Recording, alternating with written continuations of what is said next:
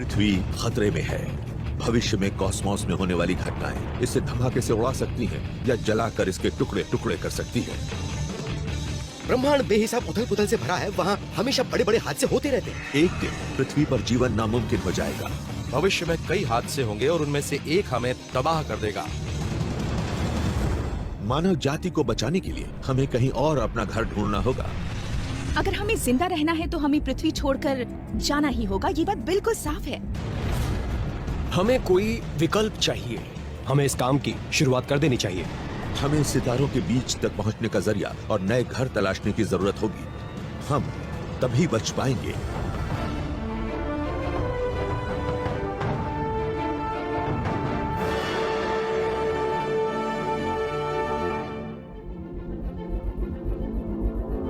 जहां तक हम जानते हैं, पृथ्वी ही ब्रह्मांड में जीवन को पालने वाली एकमात्र जगह है।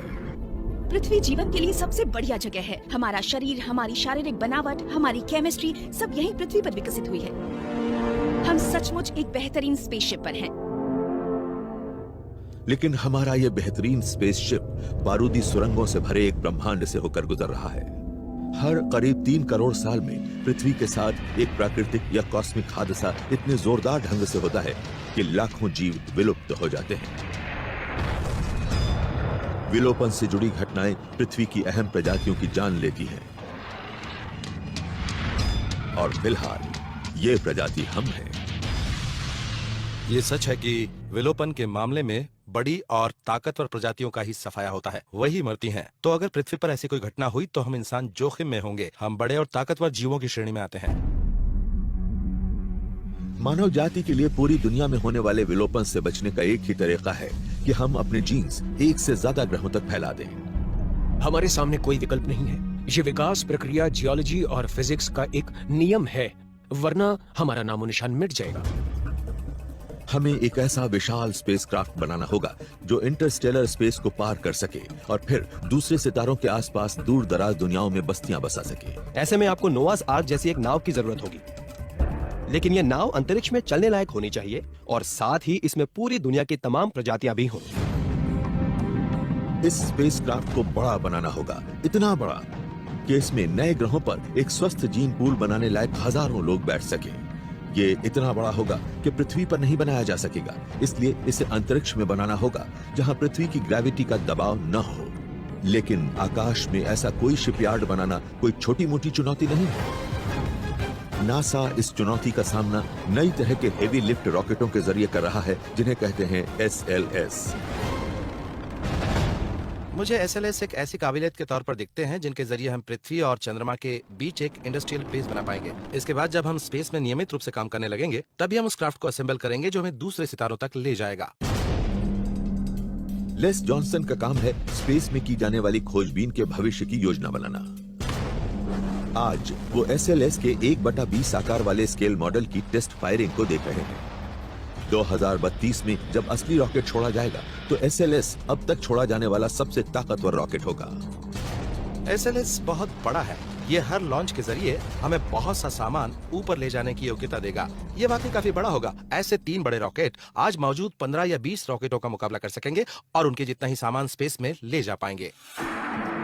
लेस की कल्पना है कि SLS रॉकेट पहले से बनी यूनिटों को पृथ्वी की कक्षा से बाहर ले जाएंगे, जहां स्पेस इंजीनियर उन्हें एक विशाल इंडस्ट्रियल वर्कशॉप में जोड़ देंगे। फिर माइनर सोलर सिस्टम में मौजूद विभिन्न बॉडीज तक जाएंगे ताकि स्पेसक्राफ्ट को बनाने के लिए कच्चे माल को इकट्ठा कर सके। हमारी फैक्ट्रियां चंद्रमा पर होंगी और शायद ये उससे आगे एस्टेरॉयड बेल्ट में मौजूद विशाल चट्टानों पर भी हों। एस्टेरॉयड्स पर पृथ्वी के मुकाबले ग्रेविटी काफी कम होती है। वहां बड़े बड़े हिस्सों को बनाना और आकार लेते शिप पर उन्हें उठाकर रखना ज्यादा आसान होगा। अंदरूनी सोलर सिस्टम हमें आग की विशाल संरचना बनाने के लिए जरूरी तमाम चीजें मुहैया कराएगा। लेकिन एक और दुनिया में बस्ती बसाने के लिए हमें अब तक हमारे बनाए किसी भी प्रोपल्शन सिस्टम से कहीं ज्यादा तेज सिस्टम की जरूरत होगी। स्पेस विशाल है, हमारा सोलर सिस्टम विशाल है। मंगल तक पहुंचने में करीब 1 साल लग जाएगा, लेकिन सितारों के बीच की दूरी तय करने के हिसाब से तो यह अवधि कुछ भी नहीं है। हमारे सूर्य के सबसे नजदीक तारे भी कई प्रकाश वर्ष की दूरी पर हैं। ब्रह्मांड की सबसे तेज रफ्तार चीज प्रकाश को भी वहां पहुंचने में कई साल लग जाते हैं। सूर्य का सबसे करीबी पड़ोसी है 3 तारों का एक समूह जिसे कहते हैं अल्फा सेंटोरी। पारंपरिक ईंधन इस्तेमाल करने वाले किसी स्पेसशिप को वहां तक पहुंचने में हजारों लाखों साल लगेंगे। शिप के वहां पहुंचने से काफी पहले ही क्रू अपनी उम्र पूरी कर चुका होगा। तो फिर किस ईंधन का इस्तेमाल किया जाए? शायद साइंस फिक्शन के पास इस समस्या का हल है, लेकिन ये इतना अच्छा है कि इस पर यकीन करना मुश्किल लगता है। सितारों में दिलचस्पी रखने वाला हर शख्स जानता है कि यह चीज है एंटी मैटर। एंटी मैटर ही किसी इंटरस्टेलर शिप का ईंधन होगा। एंटी मैटर का वजूद है। हम हर साल हाई एनर्जी पार्टिकल कोलाइडर्स में एंटी मैटर के कुछ कण बनाते हैं। हम अपने आसपास जो मैटर देखते हैं ये उसकी एक छवि है, और इसमें एक ऐसा धमाकेदार गुण होता है जो इसे अब तक का सबसे कारगर रॉकेट ईंधन बनाएगा। एंटी मैटर की एक बहुत शानदार बात है, जब एंटी मैटर और मैटर मिलते हैं तो एक दूसरे को खत्म कर देते हैं, यानी मैटर का वजूद ही खत्म हो जाता है। इनसे बन जाती है शुद्ध ऊर्जा। ये 100% कारगर प्रक्रिया है। वैज्ञानिकों ने गणना की है कि एंटी मैटर से चलने वाला कोई रॉकेट प्रकाश की रफ्तार के 15% तक पहुंच सकता है। इतनी गति से तो सिर्फ 8.5 सेकंड में चांद पर पहुंचा जा सकता है। तब हमारे पास लगभग असीमित ताकत होगी। हम ब्रह्मांड में जहां चाहेंगे वहां तक जा पाएंगे। हमारा ये स्पेसक्राफ्ट सिर्फ 28 साल में अल्फा सेंटोरी तक पहुंच सकता है, यानी इंसान अपने जीवन काल में यहाँ पहुंच सकता है। सुनने में ये आइडिया बहुत शानदार लगता है। ढेर सा एंटी मैटर लेते हैं जिसे हम बना सकते हैं और फिर इसे सामान्य मैटर के साथ मिला देते हैं, जिससे हमें बहुत सारी ऊर्जा मिलेगी। लेकिन एंटी मैटर के साथ एक बड़ी समस्या है, और वही इसका फायदा भी है। जब ये मैटर से मिलता है तो ये उसे खत्म करके एनर्जी पैदा करता है। किसी आम फ्यूल टैंक में सिर्फ 450 ग्राम एंटी मैटर भरिए और उससे होने वाला धमाका हिरोशिमा पर गिराए गए 1000 बमों से भी ज्यादा ताकतवर होगा। तो आप इसके साथ क्या करेंगे? आप इसे जेब में रखकर किसी चमत्कार की उम्मीद नहीं करेंगे। अगर ये मैटर से छू जाए तो धमाका हो जाएगा। आप चाहें तो मैग्नेटिक एनर्जी से एक कंटेनमेंट फील्ड बना सकते हैं। ये एक मैग्नेटिक बॉटल है। ये मैटर से नहीं बनी है, ये बनी है मैग्नेटिक फील्ड लाइन से। आप एंटी मैटर को इसमें रख सकते हैं, ये वही रहेगा और मैटर के संपर्क में नहीं आएगा। लेकिन एक समस्या है, क्योंकि आपको जितनी मैग्नेटिक एनर्जी चाहिए उसकी मात्रा बहुत बड़ी होती है और आप उसे यूं ही खत्म नहीं कर सकते, क्योंकि अगर आपने ऐसा किया तो एंटी मैटर बाहर गिर जाएगा और एक जबरदस्त धमाका हो जाएगा। एंटी मैटर को संभालना बहुत ही मुश्किल है। हमें ऊर्जा का एक ऐसा भरोसेमंद स्रोत चाहिए जो लगातार बरसों तक हमारे स्टारशिप को चला सके, और चंद चीजें ही ऐसा कर सकती हैं। इनमें शामिल है फ्यूजन पावर, यानी सूर्य की ही ताकत को इस्तेमाल करना। सूर्य के गर्म और सघन कोर में हाइड्रोजन के एटम आपस में टकराते हैं। इनकी एक दूसरे से टक्कर इतनी जबरदस्त होती है कि यह आपस में जुड़कर बहुत अधिक ऊर्जा छोड़ते हैं। यह होता है न्यूक्लियर फ्यूजन। हम अंतरिक्ष की यात्रा में इसे छोटे स्तर पर एक स्पेसक्राफ्ट में डालकर अंतरिक्ष की बहुत दूर तक की खोज करने के लिए पावर सिस्टम के तौर पर, प्रपल्शन सिस्टम के तौर पर इस्तेमाल करना चाहते हैं। किसी फ्यूजन रॉकेट की रफ्तार एंटी मैटर से चलने वाले रॉकेट के मुकाबले 2/3 होगी, और सबसे अच्छी बात ये कि इसका ईंधन हाइड्रोजन गैस सितारों के बीच मौजूद विशाल बादलों में मिल सकती है। ये इंटरस्टेलर गैस का इस्तेमाल करके खुद ब खुद बाहरी अंतरिक्ष में रवाना हो जाएगा, और सैद्धांतिक रूप में इसे कभी दोबारा ईंधन भरने की जरूरत नहीं होगी। फ्यूजन से चलने वाला हमारा स्पेसक्राफ्ट अब अपने पहले लक्ष्य अल्फा सेंटोरी की तरफ रवाना हो गया है। इसकी गति प्रकाश की गति का सिर्फ 10% है। इस सफर को पूरा करने में 42 साल लगेंगे, और इसमें बैठे इंसान वहां तक सुरक्षित पहुंचने चाहिए। लेकिन बीच का रास्ता खतरनाक हो सकता है। उथल पुथल भरे हमारे कॉस्मोस के पास जान लेने के लाखों तरीके हैं। एक विशाल स्पेसक्राफ्ट अपनी फ्यूजन रॉकेट चालू करता है। इस शिप के अंदर हजारों इंसान बैठे हैं। वो एक दूर दराज ग्रह पर बस्ती बसाने के एक तरफा मिशन पर हैं। एक दिन हमें ये यात्रा करनी ही होगी। हमें इस ग्रह को छोड़ना ही होगा। एक प्रजाति के तौर पर जिंदा रहने के लिए ये जरूरी है। इस शिप का पहला लक्ष्य होगा सूर्य के सबसे करीब मौजूद स्टार सिस्टम अल्फा सेंटोरी तक पहुंचना। ये सफर लंबा होगा, करीब 40 साल का। इस दौरान क्रू को फिट और स्वस्थ रखना जरूरी होगा, लेकिन ये आसान नहीं होगा। स्पेस में जाने पर इंसान के शरीर में कई बदलाव आते हैं। भारहीन होते ही आपको सिर में एक अजीब सा एहसास होने लगता है। आपको चक्कर आते हैं, उल्टी का एहसास होने लगता है। लीरॉय चाओ इंटरनेशनल स्पेस स्टेशन पर 6 महीने गुजार चुके हैं। इतना समय जीरो ग्रेविटी के नुकसानदेह प्रभावों का अनुभव करने के लिए काफी होता है। आपकी हड्डियों को कोई इम्पैक्ट महसूस नहीं होता, तो शरीर तय करता है कि उसे हड्डियों की जरूरत ही नहीं है और उनमें से मिनरल्स खोने लगते हैं। आपकी मांसपेशियां क्योंकि इस्तेमाल में नहीं आती, तो वो भी बहुत जल्दी कुदरती तौर पर बर्बाद होने लगती हैं। इंसान का शरीर पृथ्वी की ग्रेविटी के साथ रहने के लिए विकसित हुआ है। इसके बिना स्पेस में बिताए गए हर महीने के दौरान हड्डियों का 2% मास घटने लगता है। कार्डियोवैस्कुलर सिस्टम भी बुरी तरह प्रभावित होता है। शरीर के तलल इकट्ठे होने लगते हैं। दिल की धड़कन और ब्लड प्रेशर बढ़ता है। रेजिस्टेंस ट्रेनिंग के जरिए इन लक्षणों को घटाने में मदद मिलती है। हमें स्पेस स्टेशन पर रोजाना 2 घंटे एक्सरसाइज करनी होती थी ताकि हमारा कार्डियोवैस्कुलर सिस्टम, हमारी मांसपेशियां और हमारी हड्डियां फिट रहें। एक्सरसाइज के जरिए शरीर में क्षय होने की खतरनाक प्रक्रिया रोकी जा सकती है। लेकिन बिना ग्रेविटी वाली अल्फा सेंटोरी तक की 42 साल की यात्रा जानलेवा साबित होगी। जाहिर है हमें भारहीनता का एक स्थायी समाधान चाहिए। हम निकट भविष्य में आर्टिफिशियल ग्रेविटी यकीनन बना सकते हैं। इसका जवाब है सेंट्रीफ्यूगल फोर्स। यही वो फोर्स है जो डेयर डेविल बाइकर्स को सीधी खड़ी दीवारों पर टिकाए रखता है और रोमांच के दीवाने इसी के कारण थीम पार्कों में अपनी सीट पर जमे रहते हैं। रोटेशन इन बाहर फेंकने वाले फोर्स को पैदा करती है और इसे किसी स्पेसशिप में उत्पन्न करना आसान होगा। अगर स्पेस कैप्सूल को घुमाया जाए तो उसमें अंदर मौजूद अंतरिक्ष यात्रियों को आर्टिफिशियल ग्रेविटी का एहसास होगा। अंतरिक्ष यात्रियों की रहने वाली जगह को सही रफ्तार पर घुमाने से हड्डियों और मांसपेशियों का क्षय रोका जा सकेगा। लेकिन स्पेस में दूर तक की यात्रा के दौरान हमारे पहले अंतरिक्ष यात्रियों के लिए कम ग्रेविटी एक बहुत छोटा खतरा होगी। शायद रेडिएशन सबसे बड़ी चुनौती है। हमें रेडिएशन के ज्यादा तेज और ज्यादा ऊंचे स्तर का सामना करना पड़ेगा। सूर्य की सतह से लगातार खतरनाक चार्ज्ड कण, प्रोटॉन और इलेक्ट्रॉन निकलते रहते हैं जो 16 लाख किलोमीटर प्रति घंटा की रफ्तार से चलते हैं। ये चीजें आपके डीएनए को तबाह करेंगी, इनसे कैंसर होगा और ये आपकी जान ले लेंगी। पृथ्वी का मैग्नेस्फीयर और हमारे ऊपर मौजूद वायुमंडल हमें ऐसे खतरनाक रेडिएशन से बचाता है। लेकिन पृथ्वी से दूर इन अंतरिक्ष यात्रियों को रेडिएशन का सामना करना होगा। ये इंसानों को अंतरिक्ष में बहुत आगे तक भेजने से जुड़ा सबसे बड़ा तकनीकी गतिरोध है। समस्या प्रपल्शन की नहीं है, कंप्यूटर या नेविगेशन की भी नहीं है। ये है लोगों को कैसे सेहतमंद रखा जाए। हमारे सोलर सिस्टम की सरहदों से आगे तो रेडिएशन का खतरा और भी गंभीर हो जाता है। चार्ज्ड पार्टिकल्स और भी ज्यादा तेज रफ्तार से आते हैं। कुछ मामलों में अकेले प्रोटॉन्स में भी इतनी ताकत होती है जितनी कि 160 किलोमीटर प्रति घंटा की रफ्तार से आ रही किसी बॉल में। इन कॉस्मिक किरणों के साथ एक और खतरनाक ताकत मिलती है। यह है गामा रेज, जो उथल पुथल वाली कॉस्मिक घटनाओं से पैदा होती है। कॉस्मोस की तमाम घटनाएं, चाहे वो तारों का फटना हो या ब्लैक होल्स द्वारा गैलेक्सीज के बड़े बड़े हिस्सों को निकल जाना, इन सब से बेहद ऊर्जा वाले रेडिएशन और पार्टिकल्स का जन्म होता है। आपने पहले कभी इन पार्टिकल्स को देखा नहीं होता। आपका शरीर इनके मुताबिक ढला नहीं होता। ये आपकी तरफ हर समय आते रहते हैं और वो भी बड़ी ताकत के साथ। गैलेक्टिकल कॉस्मिक रेडिएशन हमारे इन अंतरिक्ष यात्रियों के सेल्स को फाड़कर उनके शरीर को तरल रूप में बदल देगा। सिर्फ एक ही उम्मीद होगी, किसी तरह स्पेसक्राफ्ट को बचाना।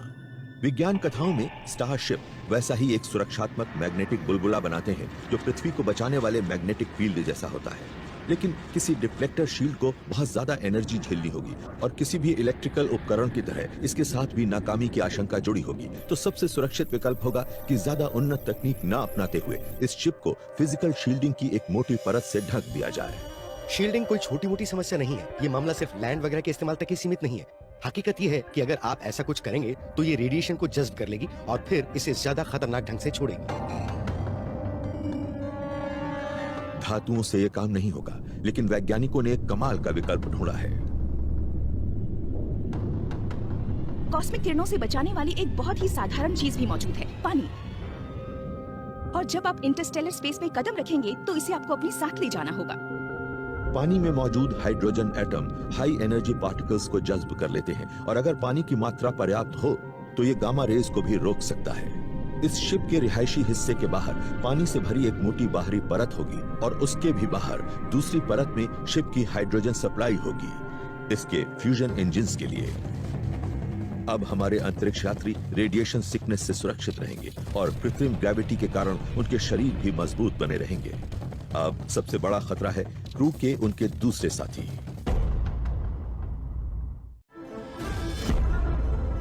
कॉस्मोस में होने वाले किसी बड़े हादसे से एक दिन पृथ्वी पर से हमारा नामो निशान मिट जाएगा। मानवता को बचाने के लिए हमें एक बड़े से स्पेसशिप में बैठकर नए आशियानों की तलाश में सितारों की तरफ भागना होगा। कृत्रिम ग्रेविटी और हाइड्रोजन वाली शील्डिंग के जरिए इसके कीमती मुसाफिरों को एकदम सही सलामत रखा जा सकेगा। लेकिन उनकी मानसिक सेहत के बारे में क्या कहा जाए? अंतरिक्ष में लोगों के लिए एक बड़ी चुनौती होते हैं खुद लोग। लोगों को टिन के एक बड़े से डिब्बे में रखना, वो भी एक बेहद खतरनाक माहौल में जिसमें ये लोग महीनों या बरसों तक एक दूसरे के साथ रहेंगे, एक बड़ी चुनौती है। साथ ही सफर के दौरान इन्हें जिंदा भी रहना चाहिए। हमें पनडुब्बियों में जाने वाले लोगों की जानकारी है कि उन्हें बहुत ध्यान से टेस्ट किया जाता है। ये पनडुब्बियां अपने मिशन पर यकीनन निकलती हैं, लेकिन ये मिशन कई साल का नहीं होता। हम किसी ऐसे क्रू के जरिए एक नई सभ्यता की शुरुआत नहीं कर सकते जो ब्रह्मांड में हुई बोरियत, आपसी कलह और मानसिक बीमारी से ग्रस्त हो। हाँ, तब बेहतर होगा अगर पूरा क्रू हीलियम में लिक्विड नाइट्रोजन में मानव भ्रूण को स्टोर करके रखना सस्पेंडेड एनिमेशन के सबसे करीब कहा जा सकता है। लेकिन क्या हम टेस्ट ट्यूब बेबीज के जरिए इंसानी नस्ल को वाकई बचा पाएंगे? अंतरिक्ष यात्रा के साथ क्योंकि इतनी बड़ी बड़ी मुश्किलें जुड़ी हुई हैं, तो कुछ लोगों ने आइडिया सुझाया हमें बाहरी अंतरिक्ष में इंसानों को भेजने की क्या जरूरत है। क्यों ना हम भ्रूण या स्पर्म और एग सेल भेज दें। सिद्धांत के रूप में हम जमे हुए भ्रूणों को स्पेस में लंबी दूरियों तक भेज सकते हैं। इससे भोजन या पेचीदा लाइफ सपोर्ट सिस्टम्स की जरूरत नहीं रह जाएगी। वो अंतरिक्ष यात्रा और भारहीनता की मुश्किलों को तो झेल पाएंगे, लेकिन उनमें सामाजिक मिलनसारी कहाँ से आएगी? आप किसी बच्चे को किसी जगह अकेला रख दे तो उसे पढ़ना ही नहीं आएगा, वो जिंदा ही नहीं रह पाएगा। हम एक दूसरे पर निर्भर हैं, हम सामाजिक जीव हैं। हमें भ्रूणों को हैच करने और फिर उन्हें इंसान बनना सिखाने के लिए इंटेलिजेंट रोबोट्स को विकसित करना होगा। ये मुमकिन लगता है कि भविष्य में शायद 100 साल बाद हमारे पास रोबोट नैनीज होंगी जो कि हमारे लिए सामाजिक व्यवहार के नियम बनाएंगी। क्या कोई रोबोट वाकई एक बच्चे की परवरिश कर सकता है, या मानवता को बचाने की जल्दबाजी में हम यही भूल जाएंगे कि इंसान होने का मतलब क्या होता है? मानव भ्रूणों को विकसित करना जोखिम भरा हो सकता है, तो क्यों ना हम वयस्कों को उनकी सेहत को प्रभावित किए बिना जमा दें? बेशक ये और भी बड़ी चुनौती है, लेकिन प्रकृति इसका हल लगभग निकाल चुकी है। पृथ्वी पर ऐसे बहुत से जीव हैं जो हालात विपरीत होने पर सस्पेंडेड एनिमेशन या हाइबरनेशन में चले जाते हैं, और कुछ मामलों में वो लंबे समय तक ऐसी ही अवस्था में रह सकते हैं। अलास्का का वुड फ्रॉग पूरी सर्दी बर्फ में जमे रहने के बावजूद जिंदा बच जाता है। शून्य से भी नीचे वाले तापमान पर इसकी पाचन क्रिया धीमी होकर लगभग बंद हो जाती है। बर्फ के पिघलने पर मेंढक में फिर से जान पड़ जाती है और ये यूं चल पड़ता है जैसे कुछ हुआ ही ना हो। क्या कभी इंसान भी ऐसा कर पाएंगे? जब आप किसी जिंदा जीव को जमाते हैं तो बर्फ के कण बनकर फैलने लगते हैं। इससे कोशिकाएं फटकर तरल में बदल जाती हैं। तो जम जाने के बावजूद मेंढक कैसे जिंदा बच जाते हैं? इसका जवाब है इनके खून में मौजूद एक एंटीफ्रीज, और ये है ग्लूकोज।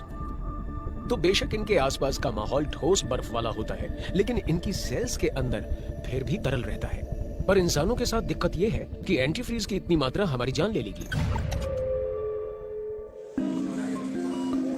तो इंसानों को डीप फ्रीज करने से बात नहीं बनेगी, लेकिन हाइबरनेट करने के लिए हमें इतने कम तापमान तक जाने की जरूरत शायद न पड़े।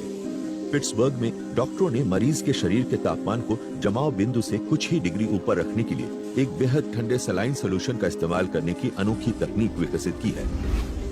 इस तापमान पर सेल्यूलर एक्टिविटी रुक जाती है। वुड फ्रॉग मेंढकों की ही तरह मरीज भी सस्पेंडेड एनिमेशन में पहुंच जाते हैं। ऑपरेशन थिएटर में हम लोगों के शरीर को ठंडा करके उन्हें कुछ समय के लिए आर्टिफिशियल कोमा में रख सकते हैं। ये बात सुनने में ठीक लगती है और इसे जरूर आजमाया जाना चाहिए। चाहे भ्रूणों को जमा दिया जाए या वयस्कों को ठंड के जरिए गहरी नींद में पहुंचा दिया जाए, सस्पेंडेड एनिमेशन हमारे कीमती इंसानों को अल्फा सेंटोरी तक की लंबी यात्रा के दौरान जिंदा रखने का शायद सबसे अच्छा तरीका हो सकता है।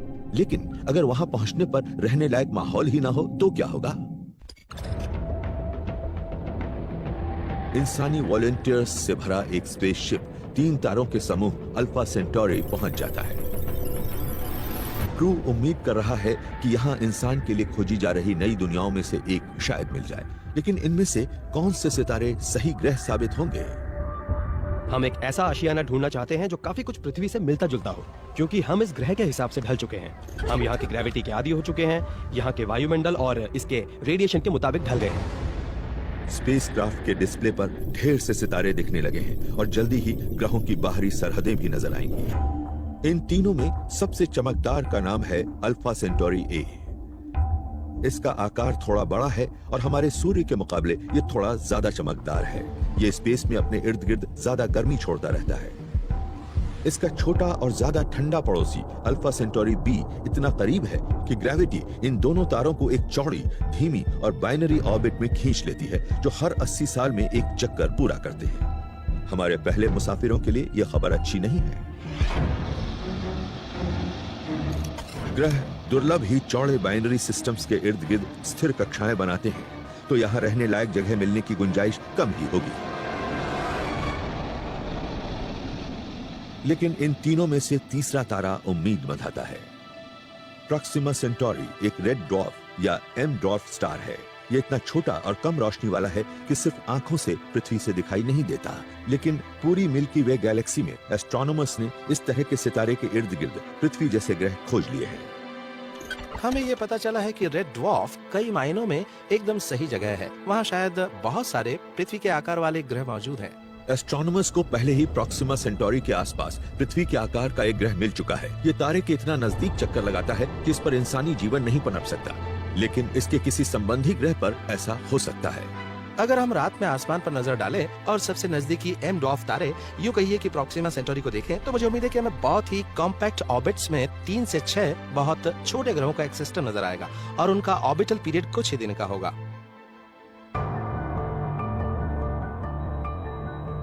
एस्ट्रोनॉमर्स को पहले ही प्रॉक्सिमा सेंटोरी के आसपास पृथ्वी के आकार का एक ग्रह मिल चुका है। ये तारे के इतना नजदीक चक्कर लगाता है कि इस पर इंसानी जीवन नहीं पनप सकता, लेकिन इस बात की काफी गुंजाइश है कि इसके किसी संबंधी ग्रह पर ऐसा हो सकता है। लेकिन अगर हमें ऐसा कोई ग्रह मिले जो पूरी तरह उपयुक्त ना हो, तो जो बहुत ठंडा हो और जिसकी ग्रेविटी बहुत ज्यादा हो, या जिसका वायुमंडल ठीक ना हो। हमें कुदरत ने पृथ्वी पर पनपने के हिसाब से बनाया है, जहां ऑक्सीजन की एक तय मात्रा है, कार्बन डाइऑक्साइड की एक तय मात्रा है और एक खास वजन है। अगर हम किसी दूर दराज ग्रह पर उतरते हैं तो हमें अपने शरीरों को बदलना होगा ताकि हम अलग तरह के माहौल में भी जिंदा रह सके। हमें खुद में बदलाव लाने होंगे और हमें खुद में ये बदलाव बहुत तेजी से लाने होंगे। इसके लिए हमें दूसरे जीव रूपों से ऐसे जीन्स लेने पड़ सकते हैं ताकि खुद को अपनी जरूरत के गुण दे सकें। शायद यही सबसे अच्छा समाधान होगा। वैज्ञानिक अंतरिक्ष में जिंदा रहने के लिए जरूरी बेहतरीन जीन ढूंढते रहे हैं और शायद वो उन्हें एक ऐसे प्राणी में मिले हैं जिसका आकार रेत के एक कण से बड़ा नहीं है। फिलहाल हम नासा में बहुत ही छोटे जीवों पर प्रयोग कर रहे हैं, जिनका नाम है टार्डिग्रेड्स।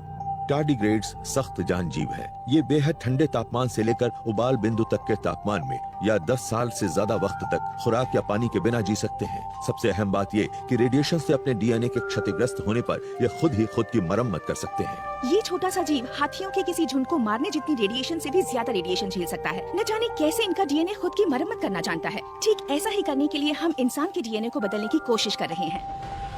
एक दिन इन छोटे छोटे जीवों के डीएनए के जरिए हम किसी ऐसे ग्रह पर कदम रख सकते हैं जो इसके रचयिता तारे के रेडिएशन से बेहाल हो चुका हो। जेनेटिक्स में बदलावों से शायद और भी बहुत कुछ हो सकता है। शायद हम कई उग्र परग्रही दुनियाओं में बस्तियां बसा सकते हैं। अगर किसी ग्रह की ग्रेविटेशनल फील्ड ज्यादा बड़ी होगी तो शायद हमें अपनी हड्डियों की, अपनी मांसपेशियों की ताकत को बढ़ाना पड़े ताकि हम जब भी किसी बड़े ग्रह की सतह पर चलें तो दबके कुचले ना जाएं। हम तो शायद अलग अलग वायुमंडलों के हिसाब से भी ढल सकते हैं। अगर हम किसी ऐसे ग्रह पर पहुंच जाएं जहां ऑक्सीजन का स्तर अलग हो, कार्बन डाइऑक्साइड का स्तर अलग हो, तो शायद हमें अपने मेटाबॉलिज्म की दर भी बदलनी पड़े। अब हम अपनी एवोल्यूशन प्रक्रिया को नियंत्रित करना शुरू कर चुके हैं। हम जीन थेरेपी डिजाइन कर रहे हैं। हम अपनी शारीरिक बनावट को बदलने के तरीके खोज रहे हैं। अपने भाग्य को अपने नियंत्रण में लेकर खुद को सितारों तक ले जाने का हमारे पास एक कमाल का मौका है। भविष्य के एस्ट्रोनॉट कैसे दिखेंगे कौन जाने, लेकिन मुझे लगता है कि ये आप जैसे या मेरे जैसे नहीं लगेंगे। लेकिन एक कहीं बड़ी योजना का ये तो सिर्फ पहला चरण है। हमें मिल्की वे में और आगे तक ज्यादा तेजी से सफर करके और ज्यादा दुनियाओं को खोजना होगा।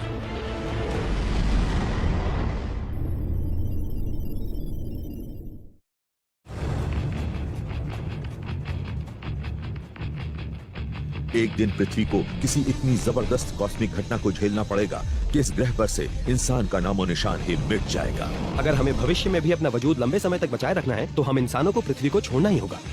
हमारी एकमात्र उम्मीद है एक ऐसा स्पेसशिप बनाना जो हमें दूर दराज तारों के इर्द गिर्द मौजूद नई दुनियाओं तक ले जाए। जीवन बहुत नाजुक है, इसीलिए मैं सोचता हूँ कि हमारा वजूद कम से कम 2 ग्रहों पर तो होना चाहिए।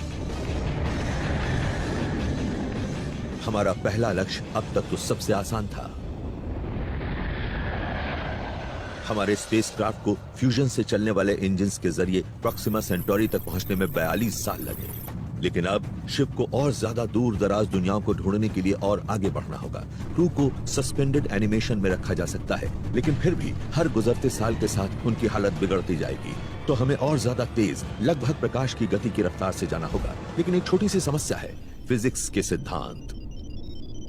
आइंस्टाइन ने यह खोजा कि अगर आप प्रकाश की गति जितनी रफ्तार से सफर करने लगे तो हालात थोड़े अजीब हो जाते हैं। प्रकाश की गति के नजदीक पहुंचने पर आपका मास बढ़ता है, यानी आपको चलते रहने के लिए और ज्यादा एनर्जी चाहिए।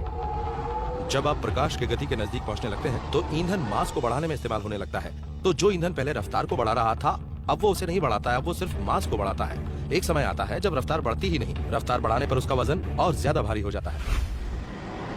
हम जिस तरह की रफ्तार पर सफर करना चाहते हैं फिजिक्स हमें वैसा नहीं करने देगी। लेकिन एक चीज है जो हमें हाइपर स्पेस से गुजारकर दूर दराज ग्रहों तक कहीं ज्यादा तेजी से पहुंचा सकती है। आइंस्टाइन ने हमें ये दिखाया कि स्पेस खुद प्रकाश की गति से ज्यादा तेजी से फैल सकता है। स्पेस और टाइम का वजूद है, इसका अपना एक ताना बाना है। आप इसे खींच सकते हैं और मोड़ भी सकते हैं। विज्ञान कथाओं में गैलेक्टिक ट्रैवलर वार्प ड्राइव्स का इस्तेमाल करके स्पेस टाइम के ताने बाने को बदल देते हैं और लाखों साल में नहीं, मिनटों में ही कॉस्मोस को पार कर लेते हैं। मान लीजिए आप एक कमरे में है, वहाँ एक कारपेट बिछा है और आपको कमरे के दूसरे हिस्से में जाना है। एक तरीका तो यह है कि आप कारपेट को लें और इसे मोड़ें और अपने करीब ले आएं। फिर मुड़े हुए कारपेट पर कदम रखें, इसे अपने पीछे खुलने दें और इस तरह आप बहुत जल्दी कमरे के पार पहुंच जाएंगे। आप और आपकी मंजिल के बीच मौजूद स्पेस को वार्प करने के लिए ढेर सी ऊर्जा चाहिए। इतनी ऊर्जा पैदा करने के बारे में तो हम सोच भी नहीं सकते। लेकिन आधुनिक फिजिक्स कहती है कि वार्प ड्राइव मुमकिन है, बशर्ते आप शिप के इर्द गिर्द के स्पेस को ही वार्प करें। तो हम जानते हैं कि स्पेस फैलता है और स्पेस सिकुड़ भी सकता है। तो अगर आप किसी शिप में हैं और अपने सामने वाले स्पेस को सिकोड़ देते हैं और अपने पीछे वाले स्पेस को फैला देते हैं तो आप एक वार्प बबल बना सकते हैं और ऐसे आप अपनी रफ्तार प्रकाश की गति से 10 गुना तक बढ़ा सकते हैं। ये नई वार्प ड्राइव स्पेस टाइम में एक तरंग पैदा करती है जो प्रकाश की गति से भी ज्यादा तेजी से चलती है और अपने साथ शिप को किसी लहर पर सवार सर्फर की तरह ही ले जाती है। मैथमेटिशियंस ने आंकड़ों पर नजर डाली है, लेकिन अब नासा लैब में इसे टेस्ट करना चाहता है। क्या ये नामुमकिन है या ये मुमकिन है? मुझे लगता है कि इस सिलसिले में कुछ संभावनाएं नजर आ रही हैं। देखते हैं कि हम इस सिलसिले में कुछ वैज्ञानिक कोशिशें करके मैथ और फिजिक्स को साबित कर पाते हैं या नहीं। हेरल्ड वाइट भविष्य में ये देखने के लिए एक प्रयोग की योजना बना रहे हैं कि क्या वो एक छोटे स्तर पर स्पेस को मोड़ सकते हैं। उन्हें स्पेस में एक जगह पर एनर्जी को फोकस करने की उम्मीद है और फिर वो इसे पार करने वाली लेजर लाइट की प्रगति को नापेंगे। अगर लाइट अपना सफर सामान्य से ज्यादा जल्द पूरा करती है तो वो स्पेस टाइम को मोड़ पाने में कामयाब हो जाएंगे। सब लोग हमेशा मुझसे पूछते रहते हैं कि इसे स्पेसक्राफ्ट में कब इस्तेमाल किया जा सकेगा। देखिए, उससे पहले हमें काफी वैज्ञानिक प्रयोग करने होंगे। हमने इस तरफ ध्यान देना अभी शुरू ही किया है। हमें नहीं पता कि ये कोशिश कामयाब होगी कि नहीं, हमें ये पता लगाना होगा। कामयाब हुई तो बढ़िया, और अगर नहीं हुई तो सोचेंगे कि हमने गणित, विज्ञान और ब्रह्मांड के कामकाज के तरीकों के बारे में कुछ सीख लिया है। एक वार्प ड्राइव हमें सिर्फ 5 महीनों में प्रॉक्सिमा सेंटोरी तक पहुंचा देगी और उससे आगे वाले 50 सितारों तक कुछ 1 वर्षों में। लेकिन फिर भी इसे हमारा गैलेक्टिक अहाता ही कहा जाएगा। मिल्की वे के दूर वाले हिस्से तक की वार्प ट्रिप में 10,000 साल लगेंगे और सबसे करीबी गैलेक्सीज तक की यात्रा में हजारों लाखों साल लग सकते हैं। ब्रह्मांड के स्तर पर किसी भी वार्प ड्राइव की रफ्तार भी बहुत धीमी लगती है, लेकिन एक आखिरी उम्मीद अभी बाकी है। प्रकाश की गति से ज्यादा तेज जाने का एक और तरीका है स्पेस और टाइम के ताने बाने में एक सुराख कर देना। इसे कहते हैं एक वर्म होल। एक वर्म होल एक थियोरेटिकल टनल होती है, स्पेस टाइम से होकर गुजरने वाला एक रास्ता जो 2 दूर दराज बिंदुओं को जोड़ता है। ये स्पेस टाइम को मोड़ने वाले मास के जबरदस्त जमावों से उत्पन्न होता है। आप एलिस के लुकिंग ग्लास की कल्पना कीजिए। आप अपना हाथ इस लुकिंग ग्लास में डालिए और आपका हाथ गैलेक्सी के दूसरी तरफ पहुंच जाएगा। अगर हमारा स्पेसक्राफ्ट इस कॉस्मिक शॉर्टकट में दाखिल हो सके तो हम पलक झपकते ही हजारों प्रकाश वर्ष का फासला तय कर सकते हैं। बस दिक्कत यह है कि एस्ट्रोनॉमर्स ने कभी इस शॉर्टकट को देखा नहीं है और ऐसा कोई रास्ता बनाने की कोशिश करना घातक होगा। वर्म होल के किसी भी छोर पर एक टनल बनाने के लिए स्पेस को मोड़ने के वास्ते आपको ढेर सारा मास पैदा करना होगा, लेकिन मास अपनी तरफ खींचता है। और हम ये साबित कर सकते हैं कि अगर सिर्फ सामान्य मास हो तो वर्म होल के दोनों छोर वर्म होल से होकर गुजरने में लगने वाले समय से भी कम वक्त में एक ब्लैक होल बनाने के लिए कोलैप्स कर जाएंगे।